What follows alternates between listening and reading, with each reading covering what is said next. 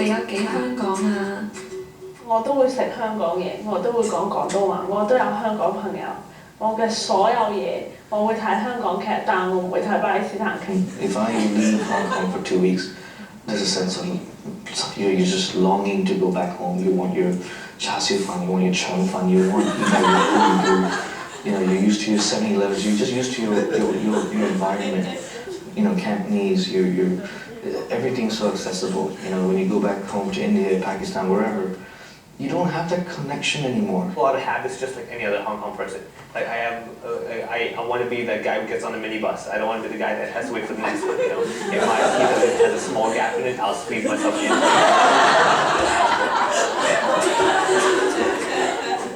Born and raised in Hong Kong, my grandfather came in the early 70s as a chef, and then my dad followed suit, and basically we're third generations here. Uncle was also here in Hong Kong since 1912, and they went through the Japanese occupation, and my uncle died during the war. He was bombed by the Japanese. He was in the police. 我係香港嘅第3代，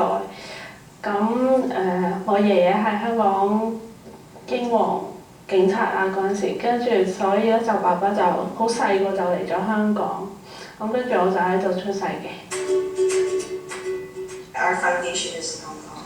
Life is in Hong Kong. 而家香港成30幾年咧，咁我當而家呢個就係我香港有我屋企。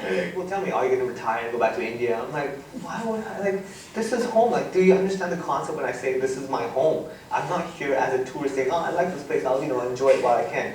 This is it.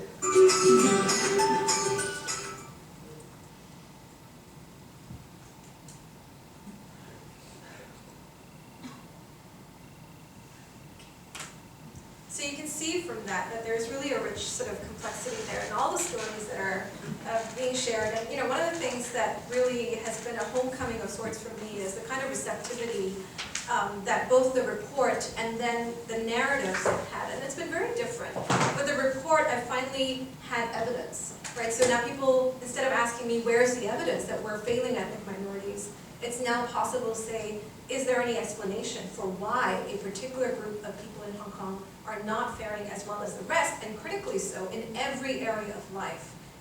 How do you explain that? What are some of the reasons behind it? Is it government policy?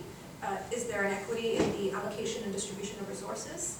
Or have we simply not thought adequately about sort of the broader project of maintaining a diverse Hong Kong and retaining talent, especially if this is the younger, if the youngest populations now in Hong Kong are ethnic minority children, which is what the data is showing, and the Chinese population is developing to be more elderly, these younger populations need to be invested in so that they can then support the Hong Kong elderly population in the future. So what are we doing about that? So there is a different kind of sense of urgency and receptivity, which I haven't seen before, including from the most senior levels of the government and the administration.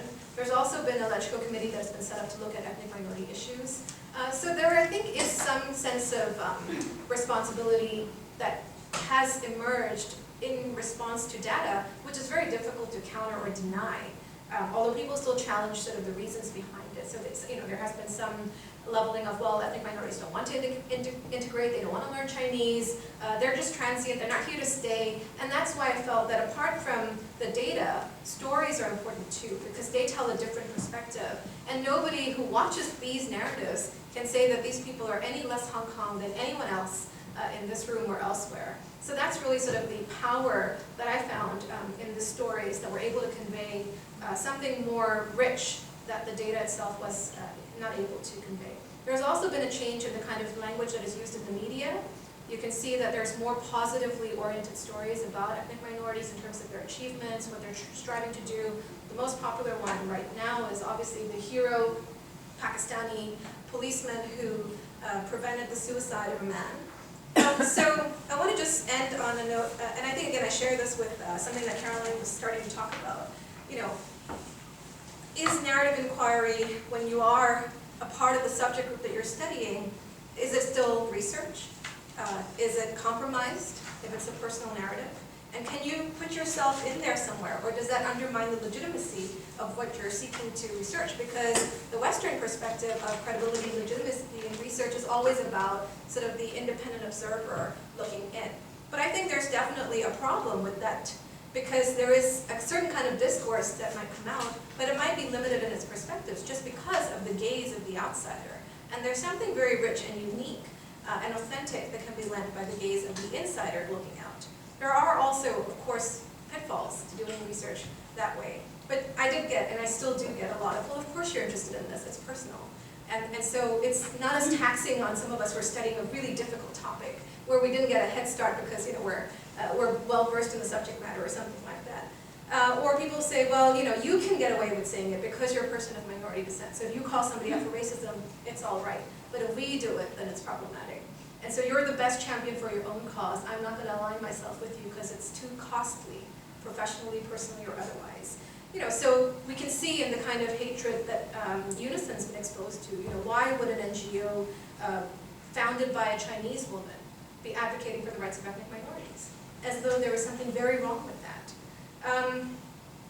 So legitimacy versus credibility, the subjectivity of the experience, but also the problem of discourse as colonization. And it all matters because, of course, we're all experts. It's just we're all experts in different things. And with the narrative videos, I have to say, the sense of empowerment experienced by some of the peers and colleagues that I interviewed, and the joy they had in sharing their stories, even though it was hard for some of them, it really has sort of shown me that what I've thought for the past 12 years is very real, and that there really is a need to do more of this work. It's gaining visibility. Data matters for some people, but for other people, stories matter. And I think for all of us, stories do matter. And narrative is very powerful when it's used appropriately. But equally, it can be very, very powerful as a tool to undermine, ignore, and distort. And so critical analysis of the kind of discourse that's out there using narrative framing is really, really important. So how can we rethink framing of inquiries and research? And how can we use these creative tools that are now available to us to empower minorities to be their own sort of advocates and experts? And that's why I think their stories matter. Thank you. We'll be doing the Q&A for Pooja afterwards together with Tim, the earlier panel.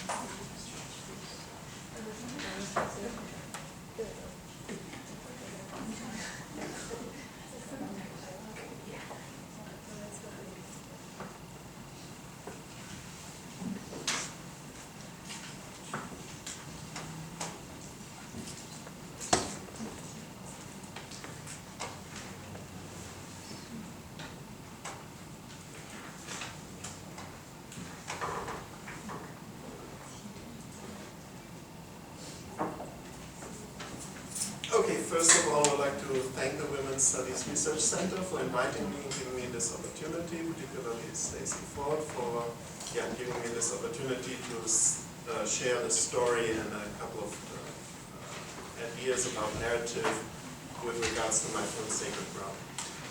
I'm going to start with telling you a couple of stories about how the project came about. Then I will think a little bit about the narrative structure of the film itself and share some clips with you.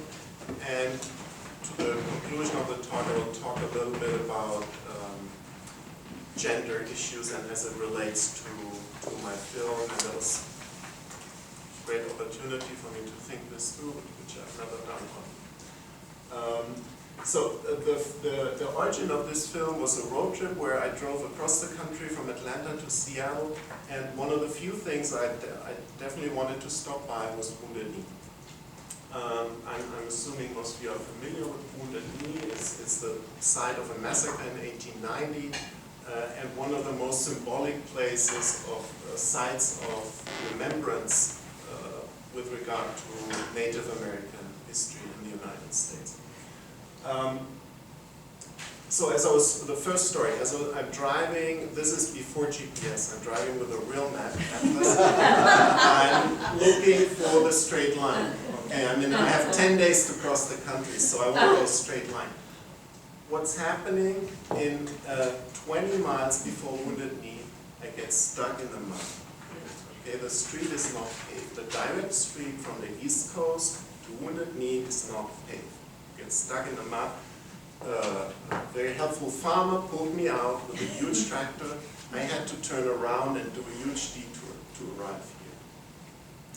Second story, as I'm approaching Wounded Knee, this is it, by the way, this is the mass grave.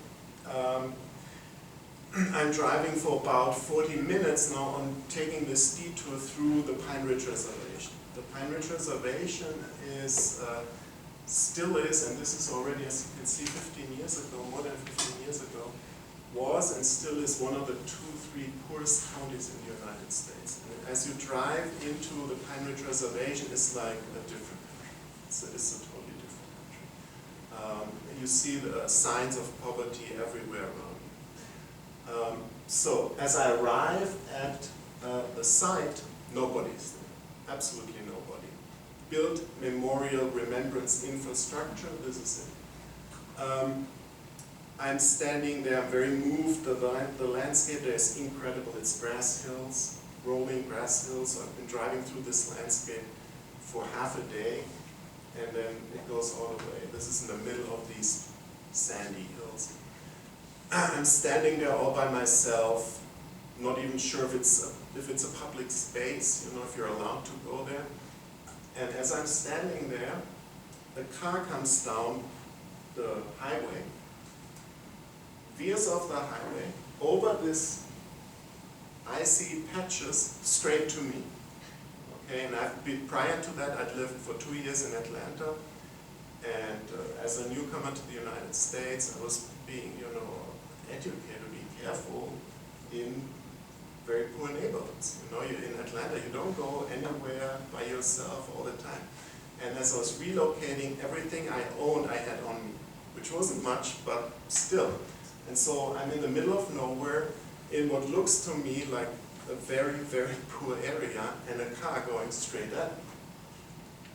What's my reaction? I'm getting afraid, right? They're going to rob me, whatever, or they're going to kick me off. I've done something inappropriate. What happens? The car stops like 10 steps away from me. A lady gets out of the car, and she has a couple of green patches, she's holding up. And I'm floored, because I'm expecting the worst. I'm expecting to be the victim of a crime soon to come, and here she's just going to sell me a couple of things she made, and in a very humble way. It's not like other tourist sites where you're being followed and harassed. No, not at all. I mean, it was the most humble way of trying to sell something I've ever experienced before and after. She didn't say a word. That's all she did. It's like this. And so I was floored. I have to drive on because I don't have time. A couple hours later, I'm on the highway. A sign says Mount Rushmore. And I didn't even know that Mount Rushmore is around the corner from there. It's literally like a 2-3 hour drive from there. And so I thought, well, it's only 10 miles, I have those 15 minutes. So I drive there, and then this is what I encounter there, right? And so the contrast could not have been bigger between these two places and sites of memory. Built, shiny, big, and also a lot of people.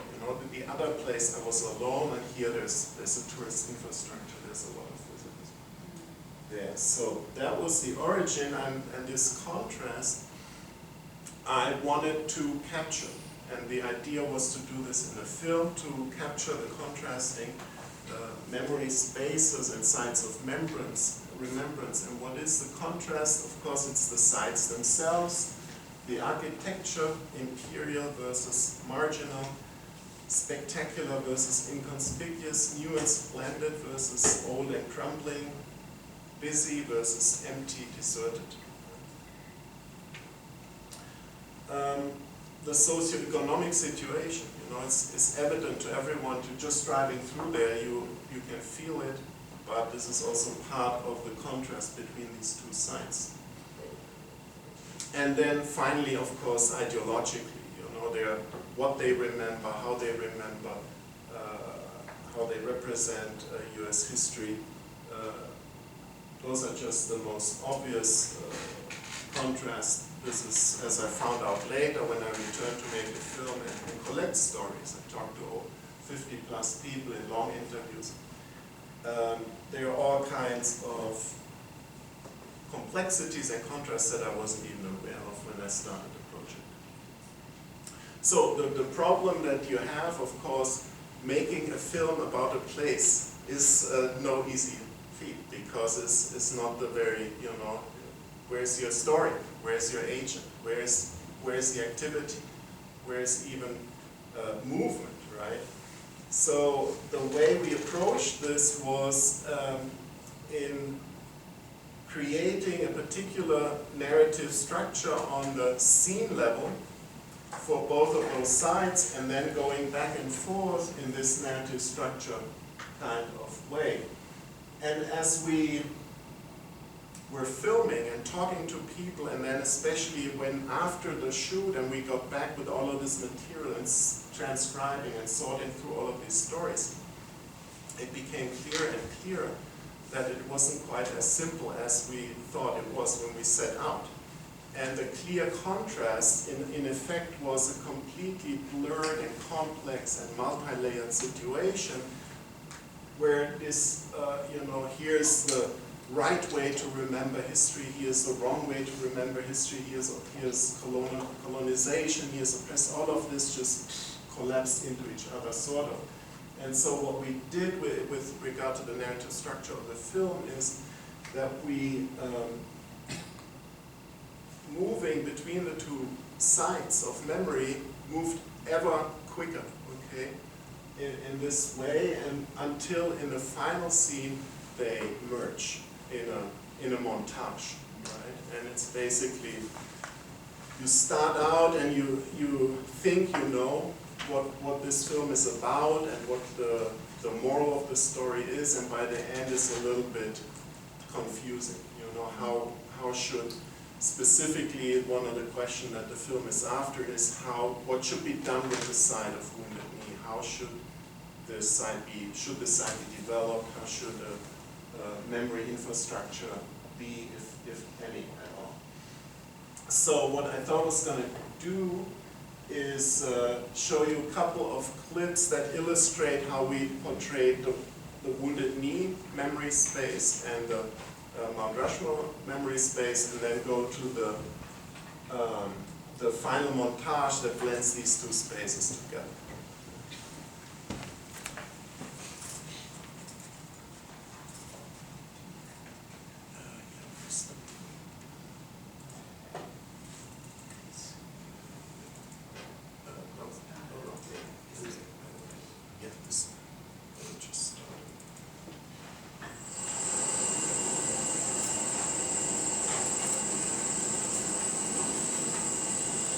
So this is the beginning of the film,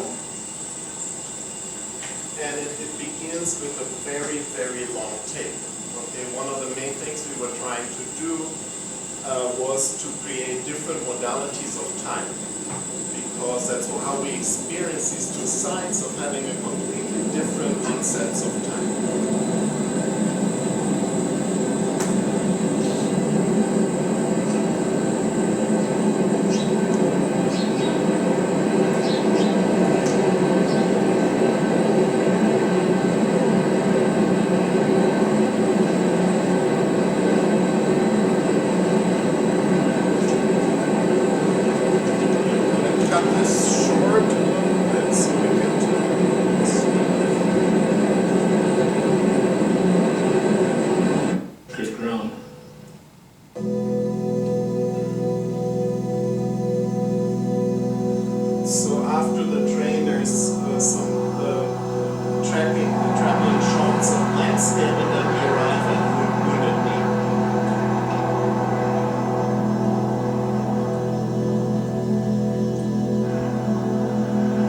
this is the one built infrastructure that there is for remembering the massacre.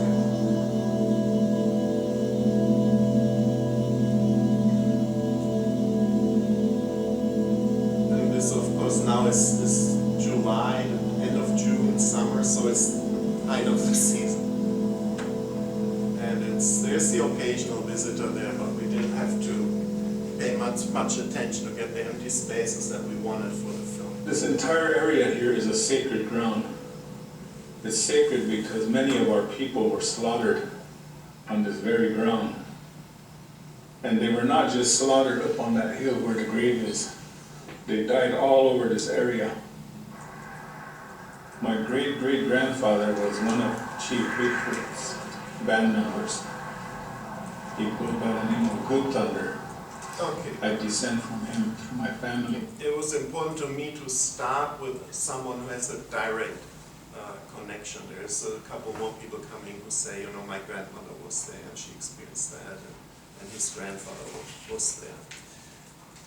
And then let me jump ahead to the introduction of Mount Rushmore. 114 miles.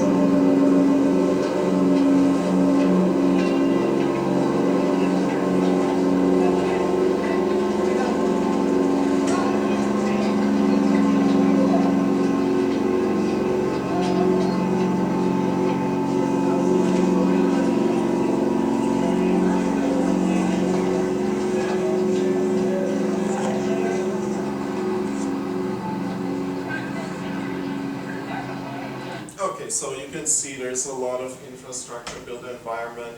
This is not super busy. This is like a normal day in the summer, but you see they're always, of course you'll never be alone there like you are at Wounded Knee.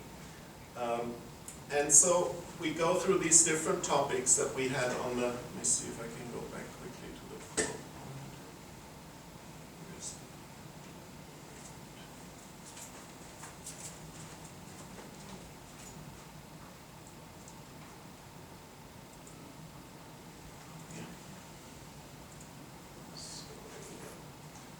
Yeah, the different topics, one focusing on the social situation, on the economic situation, and then we're talking more specifically about the sites and the remembrance, what they mean to the people that I'm talking to.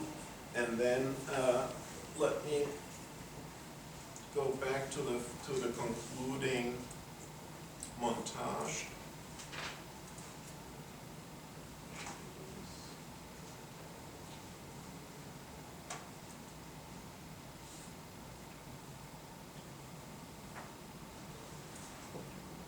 Will become the epicenter. So there's two contrasting, before the montage, there's two contrasting views of what should happen to Wounded Knee. The white volunteer, he's with an NGO, building houses, rebuilding houses, and the native chief who also started out the film. Of whatever healing force comes to be. It will start there. Because it has come to represent the place of injury. Although there are many other places, it stands out. My own personal feeling is this entire area should be fenced off. It should be fenced off. It should be given time to heal. There should be spiritual men, medicine, the real medicine men should be brought here to pray over this area, to smudge it, and to pray over it and allow it to heal. And no one should be allowed in here. No one. Especially, non-Indians, because it was them that put our people in the ground here. And I say that without ill feelings. I say that with feelings for my people. And I feel that no one should be allowed in here, only family members and relatives. It should not be a monument, it should not be a memorial or a park or anything like that. It should be just what we consider a sacred ground. should be left alone, allowed to heal.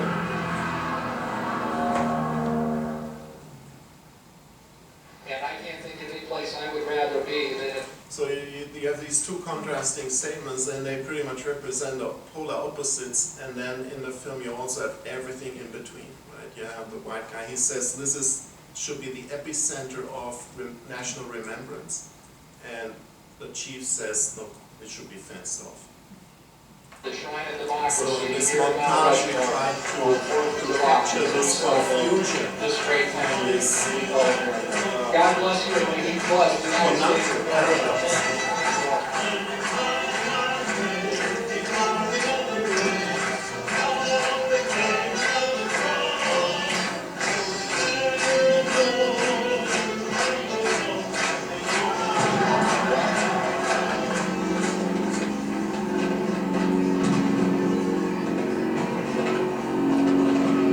This is the fireworks for the 4th of July celebration at Mount Rushmore, which is the second largest in the country, live TV.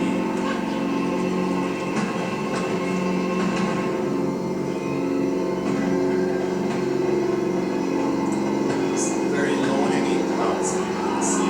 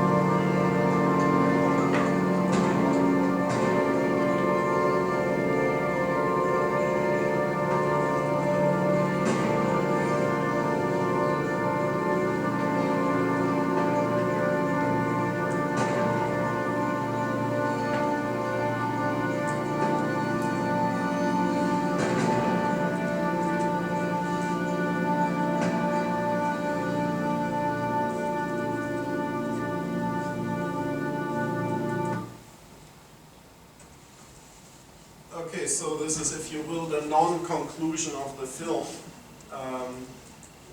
And this is the concluding end of the narrative structure. So let me just conclude with a few thoughts on narrative on gender. So there's, of course, if you've seen the film, you'll notice there's a relative lack of female voices in the film. Why is that? One of the main reason is that the only 3 people refused to be interviewed. And now I never thought about this, but now I'm preparing for today, I realized all 3 of them were women. So only 3 people refused, all 3 of them were women. Now why is that? I don't know, it's just speculation. 2 of them were European who were living on the Pine Ridge Reservation, and they were married to Lakota and divorced. And they were also, they had kind of a prominent position in the community, one of which was running the only store in you know, I don't know, in the circle, an hour drive. You can drive in any direction, there's no other store. She was a German woman, she's running the only store, she's divorced. The other was a Swiss lady, and she was running some NGO. You know, and she was living in the most beautiful house in the entire reservation. Like it looked like a Swiss chalet in the middle of this place where there are no solid houses, right? They're all in trailer homes. then there are 4 women in the film with longer statements, at least 3 of which provide melodrama. Yeah, I have to, that's very emotional. I'll conclude, I'll show you one example in a minute. Space and place, of course, if you think about the 2 places, they're extremely gendered in many ways. Mount Rushmore is obvious, you know, the built environment, the men who are memorialized, the perspective on history. Wounded Knee, I don't know, I'll leave it up to you how you would gender this place. And then finally, mythologies of the past. Also something that Stacy pointed out to me, that of course the native mythology that's in the film, the creation story, is extremely gendered and also problematic in a way, even though it's very different from Western patriarchy and Western gender. Maybe we'll conclude with this. We have 2 minutes left. It's about 3 minutes, and that might be a good way also to talk about gender in the stories that are in this film.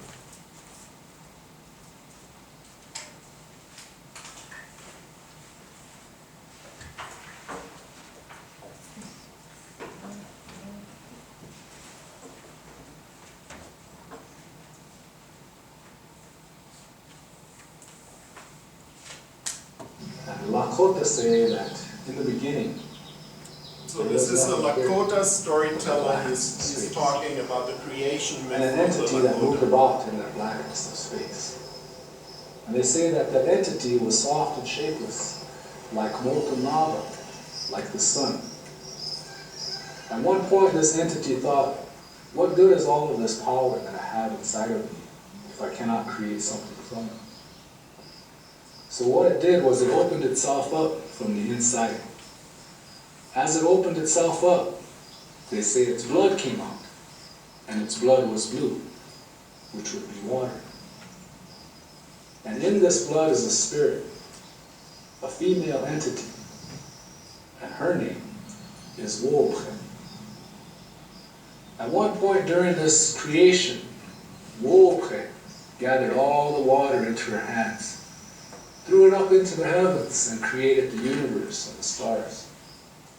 And from that point on, the souls of all living things came to be. So this part of creation we teach to our little girls and our women. And we tell them that you come from the blood of God. And her name is Woche. And because you come from the blood of God, you're closer to God than we are as men.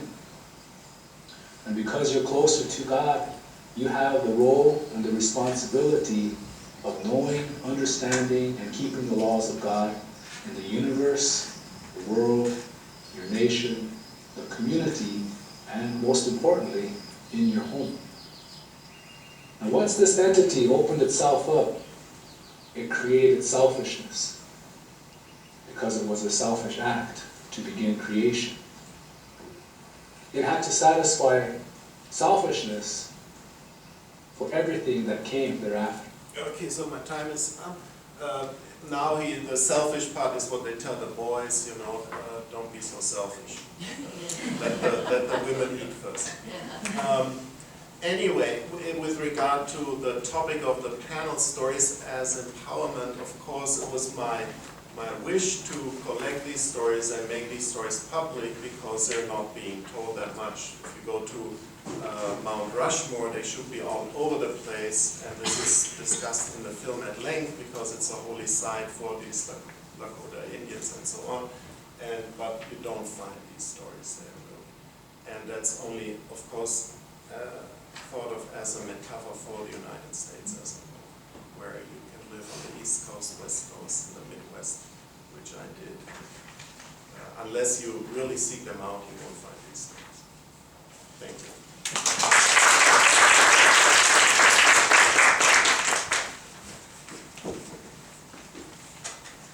All right, thank you very much. We will open this up for Q&A. We've got some themes here, commonality of themes, place, positionality, perhaps empowerment of the researchers themselves. Anyone? Yes. Very, very wonderful, yet another very, very good panel. Thank you so much for having us. I have specific comments and questions for Pooja.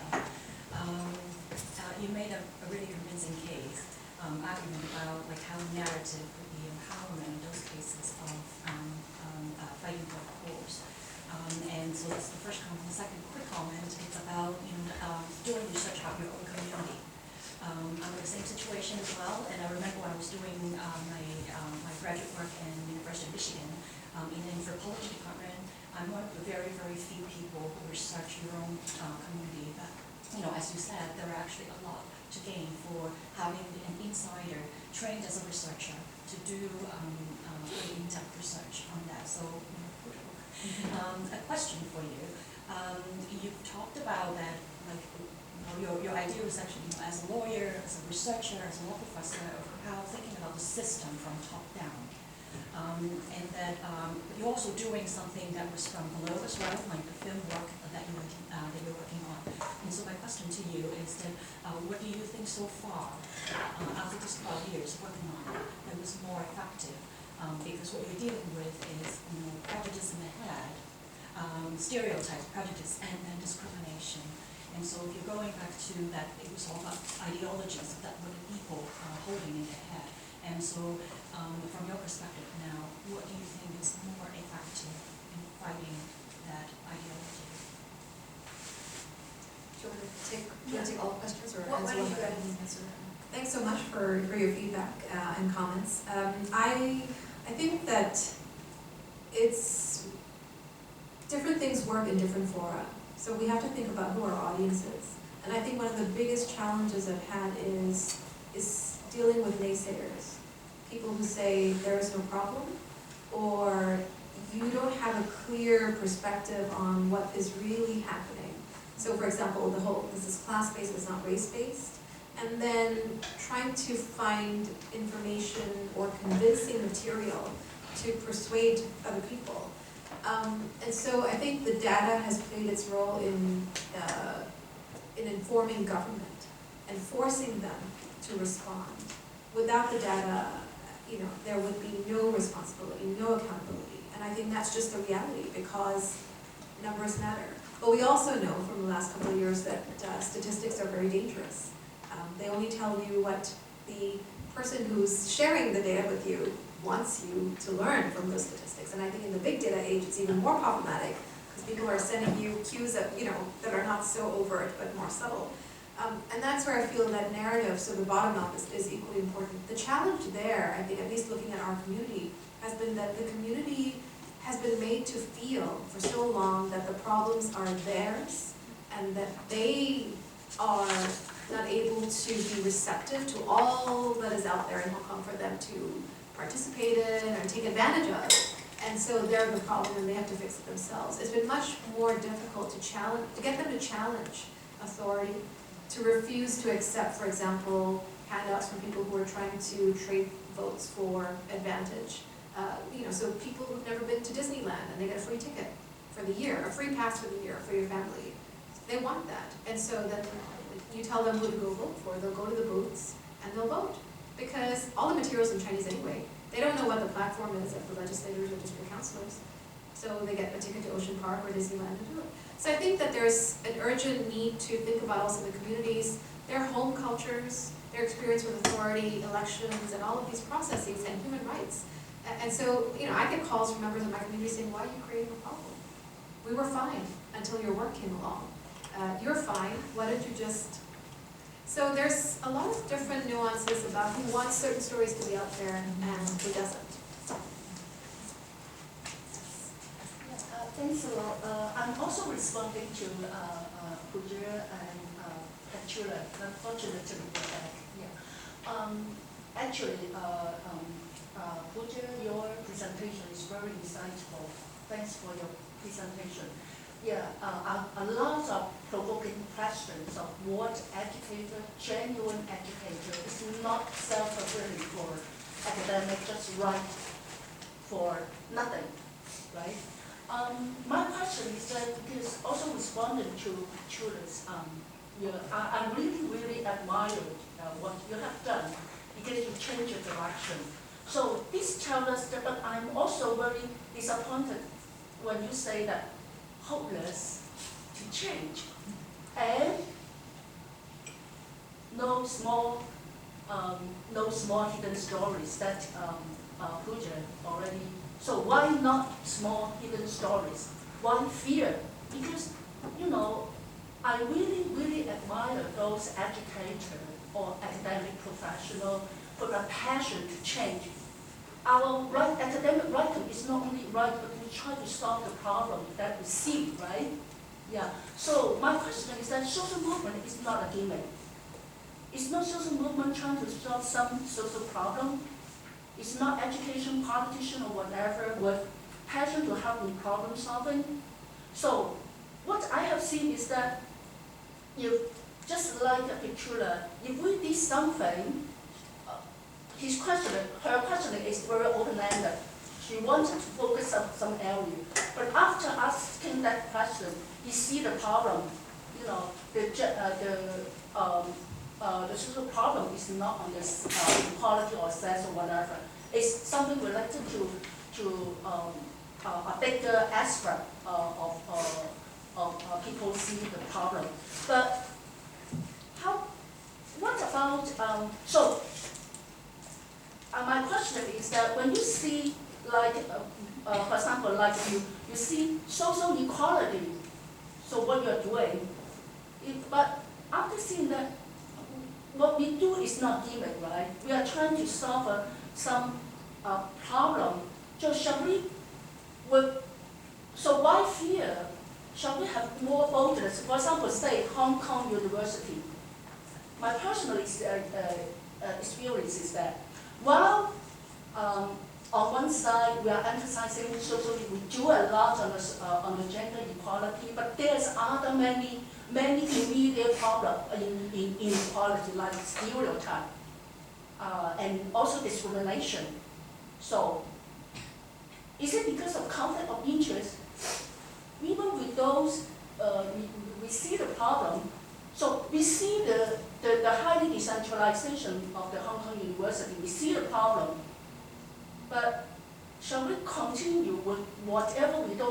We promote the gender equality, just a gimmick to do it, or we could change the direction. We see the problem and try to see. For example, the big problem, the political problem could be a mindset problem. So how could we do? What should we do to solve the more lower level to change what we want to change? This is, I really admire who just say that with a drive to change.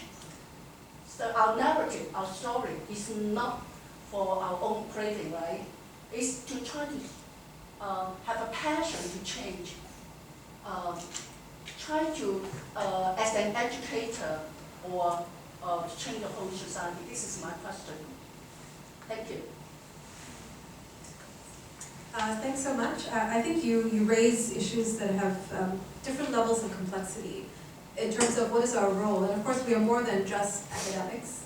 We are people with personal lives and stories, as I shared, and as Petula shared as well. And as I started with in my presentation, right, it's all a journey. So 12 years ago, it didn't appear to me, or I wasn't convinced because of the response of people around me, that I was onto something real. And it's only with hindsight, I can now see that the problems or the issues are very real and something needs to be done. And it was more apparent to me what can be done. But it's definitely been a big question as to who are the people I need to engage with and persuade. And then what kind of power do they hold?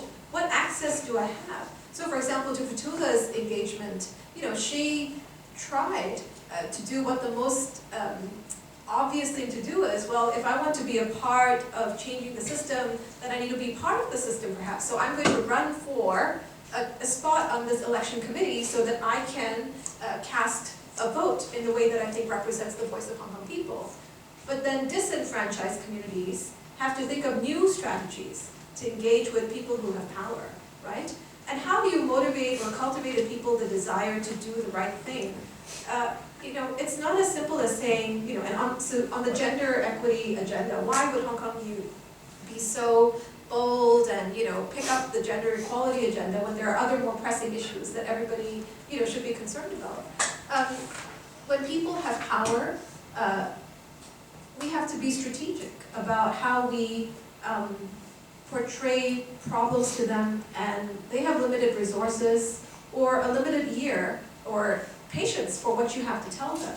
And sometimes you have to think about what is the impact of your advocacy on what you're saying about them. They might not like the message that you have or the way in which you present it. So initially, what I was saying about Hong Kong being racist seemed to be ungrateful, right? And the reason I could be told that is because people thought that Hong Kong was the reason or the sole sort of reason why I have everything that I have.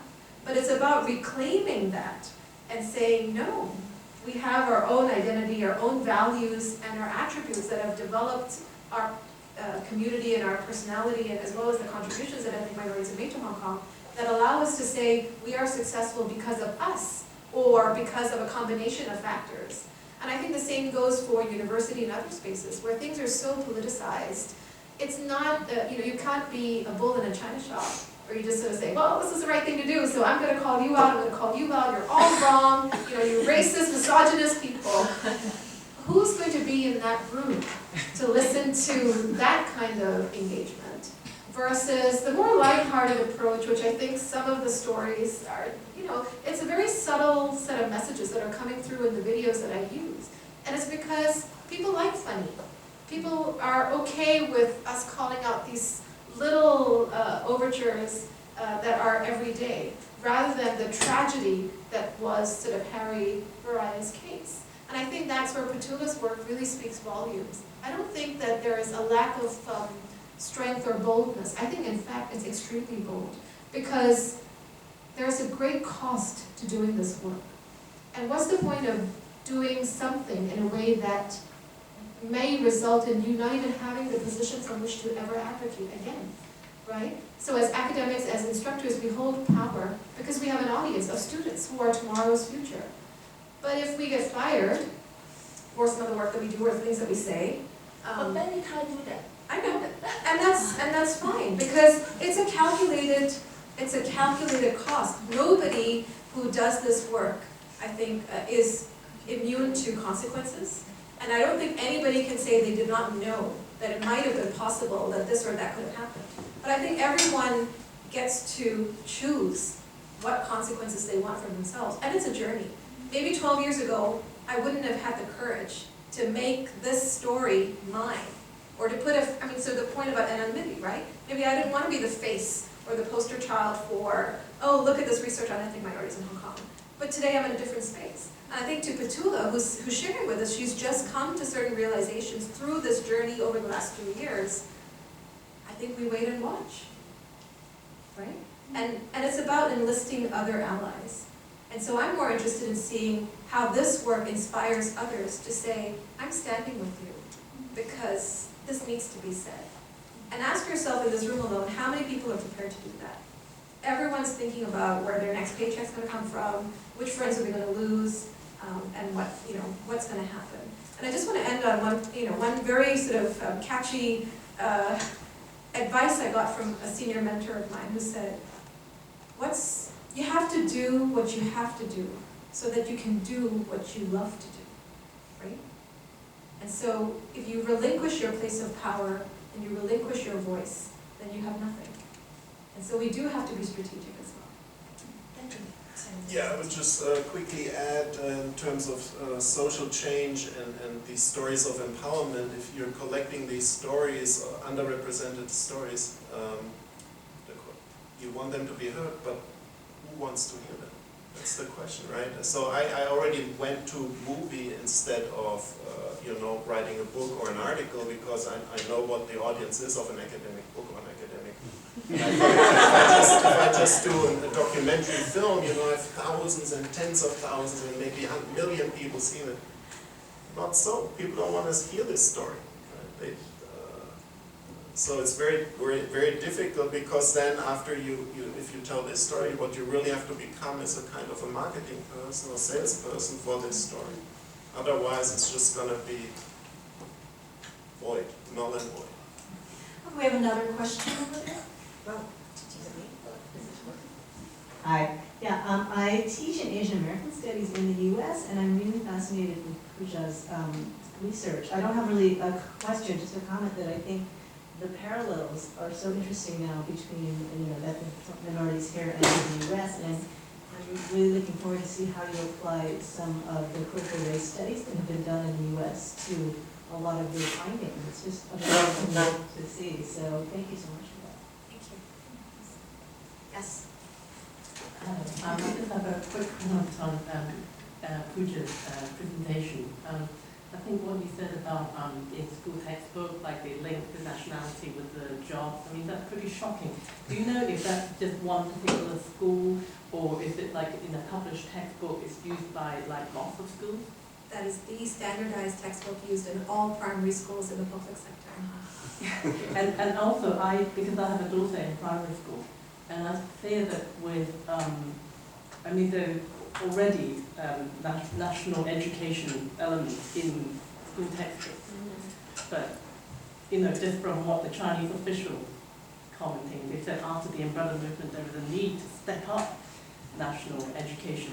I think the situation is going to be worse, because my daughter's school textbook, like I'm talking about primary school, year 1, year 2, there's this consistent message that I am Chinese, I have dark hair, I have dark eyes, I have yellow skin, therefore I'm Chinese. And I have to kind of like teach my daughter, don't trust the textbook, because really try to kind of like undo the brainwashing at school. So what about people like Thai, Japanese, are they Chinese? Indian, are they Chinese? Or another thing in the textbook was I was born in Hong Kong. Hong Kong is part of China, therefore I am Chinese. And I just think that, and that textbook before the umbrella movement, and I just really think that it's going to get worse, this sort of racial stereotyping. Is there anything that we can do to persuade the Education Bureau to? Kind of like national education is bad enough as it is, but just from the perspective of racial stereotyping, is there anything that you guys can do to persuade? It's a really, really valid and an important issue to be nervous about. And definitely when the national education sort of saga happened, we certainly advocated that there were issues with the national curriculum, national education curriculum that was proposed, and we made submissions to government to think about integration issues and multiculturalism and things like that. The challenge, however, is, the Chinese party line is, for various reasons, averse to certain types of language. So, for example, you cannot say multiculturalism. You cannot use, ethnic sort of bases for identification and things like that, or it has to be done in a very specific way. So there has been, in the past at least, a